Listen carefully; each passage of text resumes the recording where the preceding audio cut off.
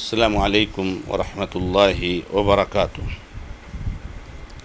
الحمد للہ رب العالمین، واشہد ان لا الہ الا اللہ وحدہ لا شریک لہ، واشہد ان محمدا عبدہ ورسولہ صلی اللہ تعالی علیہ وآلہ وسلم۔ اعوذ باللہ من الشیطان الرجیم، بسم اللہ الرحمن الرحیم۔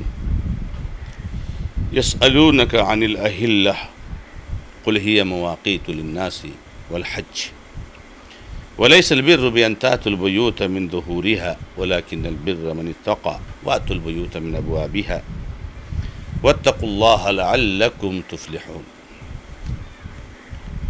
معزز اور موقر ناظرین و ناظرات، سلسلہ تفسیر قرآن شعبہ دعوت و تبلیغ جماعت المسلمین محصلہ کے اس مبارک درس میں آپ کے سامنے سورۃ البقرہ کی آیت نمبر 189 پیش کی گئی ہے۔ اس آیت کریمہ میں اللہ رب العزت ارشاد فرماتے ہیں، وہ آپ سے چاند کے بارے میں سوال کرتے ہیں، کہہ دیجئے کہ یہ چاند لوگوں کے لیے وقت کے جاننے اور حج کے وقت کے متعین کرنے کا ذریعہ ہے، اور نیکی یہ نہیں ہے کہ تم اپنے گھروں میں ان کی پیٹھ سے آؤ، بلکہ نیکی یہ ہے کہ آدمی اللہ کا تقوی اختیار کرے اور گھروں میں دروازوں سے آیا کرو، اور اللہ تعالیٰ سے ڈرتے رہو، شاید کہ تم کامیاب ہو جاؤ۔ اللہ کے نبی محمد رسول اللہ صلی اللہ علیہ وسلم سے کچھ لوگوں نے چاند کے بارے میں سوال کیا۔ اہلہ ہلال کی جمع ہے، ہلال مانے چاند، چاند کا گھٹنا بڑھنا، چھوٹا ہونا، بڑا ہونا، پورا ہونا، ناقص ہونا، ڈوبنا، اور اس طرح کے دیگر کیفیات کے بارے میں اللہ کے نبی علیہ السلام کے پاس سوال آیا۔ اللہ رب العزت نے اس سوال کو اپنے قرآن میں بیان کرتے فرمایا، یسألونک عن الأہلہ، لوگ آپ سے چاند کے بارے میں سوال کرتے ہیں۔ ہلال کی جمع ہے اہلہ، چاند ایک ہی ہوتا ہے، لیکن چاند کے جو الگ الگ منازل ہوتے ہیں اور اس کی الگ الگ جو کیفیتیں ہوتی ہیں، پہلے دن کا چاند، دوسرے دن کا چاند، اس سے وہ الگ الگ قسم کا چاند ہو جاتا ہے، اس لیے اس کے لیے جمع کا لفظ استعمال کیا گیا ہے۔ تو اللہ تعالیٰ نے اس کا جواب دیتے ہوئے فرمایا، کہہ دیجئے کہ یہ چاند لوگوں کے لیے عبادتوں کا وقت معلوم کرنے کا ذریعہ ہے اور حج کا وقت معلوم کرنے کا ذریعہ ہے۔ چاند کے بارے میں سوال اور عام تھا اور دیگر چیزوں کے بارے میں تھا، لیکن اللہ رب العزت نے سارے ناحیے کو بیان نہ کر کے صرف اس ناحیے کو بیان فرمایا کہ جس سے ہمارا دینی دنیاوی مفاد وابستہ ہے۔ بہت سی ناحیے ایسے ہو سکتے ہیں کہ جس سے ہمارے دین کا کوئی تعلق نہیں، ہماری زندگی کا کوئی تعلق اس سے جڑا نہیں۔ تو اللہ تعالیٰ نے کہا کہ یہ چاند لوگوں کے لیے عبادت کے اوقات معلوم کرنے کا وقت ہے اور حج کے اوقات معلوم کرنے کا وقت ہے۔ اللہ رب العزت نے سورج اور چاند، یہ دو عظیم مخلوق بنائے ہیں،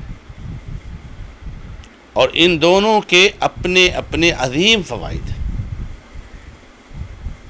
ہمارے دین کے بہت سارے اوقات ایسے ہیں جو سورج سے معلوم ہوتے ہیں، بہت ساری عبادتیں ایسی ہیں جن کا وقت سورج سے متعلق ہے، تعلق رکھتا ہے، اور بہت ساری عبادتیں ایسی ہیں جس کا تعلق چاند سے. جیسے آپ نماز لے لیجیے، نماز کے سارے اوقات یہ سورج سے تعلق رکھتے ہیں. فجر کی نماز کا وقت صبح صادق سے شروع ہوتا ہے، طلوع شمس تک ختم ہو جاتا ہے. ظہر کی نماز کے وقت زوال شمس سے شروع ہوتا ہے تو ایک مثل تک ختم ہو جاتا ہے. عصر کی نماز کے وقت ایک مثل سے شروع ہوتا ہے تو 2 مثل پہ ختم ہو جاتا ہے. مغرب کی نماز کے وقت دن ڈوبنے سے شروع ہے. یہ پورا یہ نمازوں کی یہ اوقات یہ سورج سے تعلق ہے. اور پھر مغرب کی نماز کا وقت ختم ہونا یہ شفق سے تعلق رکھتا ہے کہ شفق جب تک رہتا ہے مغرب کا وقت رہتا ہے، اور جب شفق غائب ہو جاتا ہے تو عشاء وقت شروع ہو جاتا ہے. آپ دیکھیے رمضان میں افطاری کرنا، سحری کرنا، صبح صادق تک آپ کھا پی سکتے ہیں، لیکن افطاری کب کرنا؟ جب سورج ڈوب جائے. سورج سے تعلق رکھتا ہے. رمضان کی ابتدا اور اس کا اختتام چاند سے تعلق رکھتا ہے. چاند نظر آئے گا تو رمضان کا مہینہ شروع ہوگا، اور چاند نظر آ جائے گا یا 30 دن پورا ہو جائیں گے، رمضان کا مہینہ ختم ہو جائے گا. تو بہت ساری عبادتوں کا تعلق سورج سے ہے، ان کے اوقات وغیرہ کا، اور بہت ساری عبادتوں کا تعلق چاند سے، ان کے اوقات وغیرہ کا. اس لیے اللہ تعالیٰ نے فرمایا کہ یہ اوقات کو جاننے کا ذریعہ ہے، اور یہ حج کے تعین کا ذریعہ. حج جو ہوتا ہے یہ شوال، ذی القعدہ اور ذی الحجہ کے 10 دن اور 13 ذی الحجہ تک. شوال میں ہم احرام باندھ سکتے ہیں حج کا، ذی القعدہ میں باندھ سکتے ہیں. یہ سب کا تعلق چاند سے ہے. پھر 8 ذی الحجہ سے جو منی جائیں گے حاجی، جس کو یوم الترویہ کہا جاتا ہے. پھر 9، 10، 11، 12، 13 یہ ایام حج ہے. تو یہ بہت فائدے کے ہیں یہ چاند. اللہ تبارک و تعالیٰ نے کہا یہ حج کے اوقات کے تعین کا ذریعہ ہے، اور لوگوں کے لیے عبادتوں کے اوقات کی معلوم کرنے کا ذریعہ. تو یہ چاند کے بارے میں اللہ تعالیٰ نے سوال کا جواب دیتے فرمایا. آگے اللہ رب العزت نے فرمایا ہے کہ نیکی یہ نہیں ہے کہ تم گھروں میں ان کی پیٹھ سے آؤ، ان کے پیچھے سے آؤ، بلکہ نیکی یہ ہے کہ آدمی تقوی اختیار کرے. دراصل زمانِ جاہلیت میں جو دستور تھا، اور جو بعد میں بھی اسلام آنے کے بعد کچھ دنوں تک چلا، کہ وہ لوگ جب حج یا عمرہ کا احرام باندھ لیتے تھے اور اس کے بعد گھر پر آنا پڑتا تھا، گھر میں جانا پڑتا تھا، تو گھر کے دروازے سے نہیں جاتے تھے بلکہ پیچھے سے دیوار چھلانگ کر یا کھڑکیوں وغیرہ سے گھر میں داخل ہوتے تھے. ایسے ہی جب حج یا عمرہ سے واپس آتے تھے تو گھر کے دروازے سے، مین دروازے سے، مین مدخل سے، انٹرنس سے نہیں جاتے تھے بلکہ پیچھے سے یا کھڑکی وغیرہ سے داخل ہوتے تھے. وہ اس کو نیکی سمجھتے تھے. یہ ان کا ایک دستور بنا ہوا تھا. لیکن اللہ تعالیٰ نے کہا یہ کوئی نیکی نہیں، یہ کوئی نیکی نہیں بھائی. یہ تو آپ کا گڑھا ہوا رسم ہے، یہ تو آپ کے آباء و اجداد سے آیا ہوا جو ہے طریقہ ہے، اس کا نیکی سے کوئی تعلق نہیں. گھر میں جا رہے ہو تو آگے سے داخل ہو یا پیچھے سے داخل ہو، کیا فرق پڑتا ہے؟ یہ کون سی نیکی آپ سمجھ رہے ہو کہ گھر میں جاؤ تو آگے سے نہ جاؤ، پیچھے سے جاؤ؟ اللہ نے کہا کہ یہ کوئی نیکی نہیں. نیکی تو اصل یہ ہے کہ آدمی اللہ تبارک و تعالیٰ کا تقوی اختیار کرے، اللہ کا خوف اس کے دل میں موجود ہے، اللہ رب العزت کی مخالفت سے بچے، گناہوں سے دور رہے. یہ تقوی ہے. مسلم نے لکھا ہے کہ بعض دفعہ ایسا بھی ہوا ہے کہ بعض صحابہ جب گھر میں داخل ہوئے تو گھر کے دروازے سے آ گئے اس موقع پر، تو لوگ ان کو لعنت ملامت کرنے لگے. یہ جو ان کی رسم تھی اس رسم کو توڑ کے گھر کے دروازے سے آگے تو لعنت ملامت کرنے لگے. اللہ تعالیٰ نے اس وقت آیت نازل فرمائی. آج ہمارے علاقے میں، سماج میں، معاشرے میں، مسلمانوں کے بیچ میں بہت ساری ایسی رسمیں ہیں میرے بھائی، بہت ساری رسمیں ہیں، بے انتہا رسمیں ہیں جس کا اسلام سے کوئی تعلق نہیں.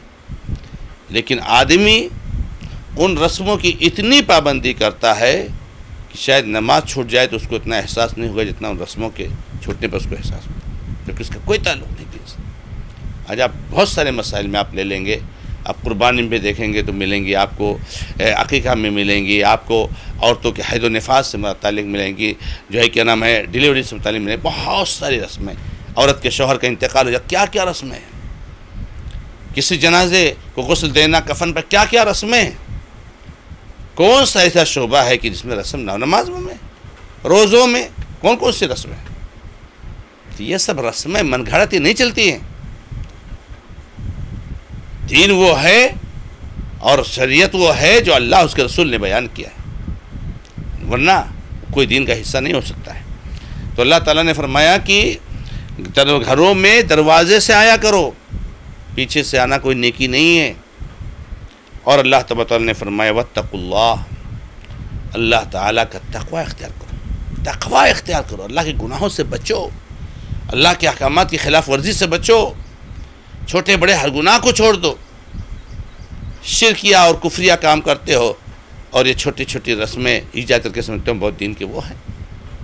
اللہ کا تقوی اختیار کرو، اللہ رب العزت کا تقوی اختیار کرنے میں ہی انسان کے لیے کامیابی.